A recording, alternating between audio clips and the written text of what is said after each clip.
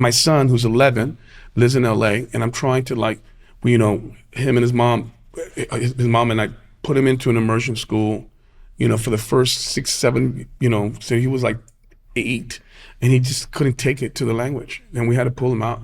Wow. So that's like disappointing to me because I'm like, he's literally going to miss out. Yeah, you're going to miss out on stuff, and especially think about it, like when you go back to Mexico to visit with his cousins and everyone's speaking Spanish, and then you feel left out. And then he ends up not liking going to Mexico because he's not vibing with his family. He feels like a left outsider, second-class citizen or an outsider. Yeah. Yeah, and it's very important as it comes to, now I'm an owner of a co-owner of a production company called Cocina, where we create Latin content. Okay, so we post recipes on social media, but we also create content. So I'm an executive producer of my shows. That's like the evolution of talent.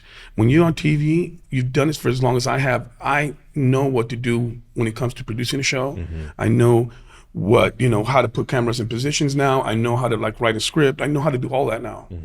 And that's what's exciting for me, identifying new Latin talent and then having them grow their brand with the help of me and my experience. Yeah. That's really rewarding to me. Yeah, you know what I mean? Good. Yeah, for sure. And that's why like when you charge, like, you always have a high value of what you're worth. You know what I'm saying? And chefs, especially and artists, we always like, we undermine ourselves because we don't have a good grasp about what we're worth.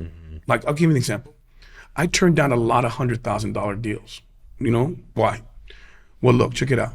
So after I pay my agent 15, 20%, the government takes 40 cents out of every dollar I make. So that 100,000 is really only 50.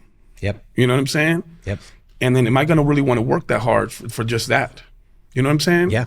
And you gotta make those decisions. And that's why it's so important to have a day rate. Because I tell people all the time, they're like, well, how do I charge? Well, figure out what your day rate is. So when you get approached to do campaigns or you get approached to do some business and work with them, you know how to work backwards. You say, my day is worth this. And this amount of work that you're asking me to do is gonna take this much. So that's what I'm gonna charge.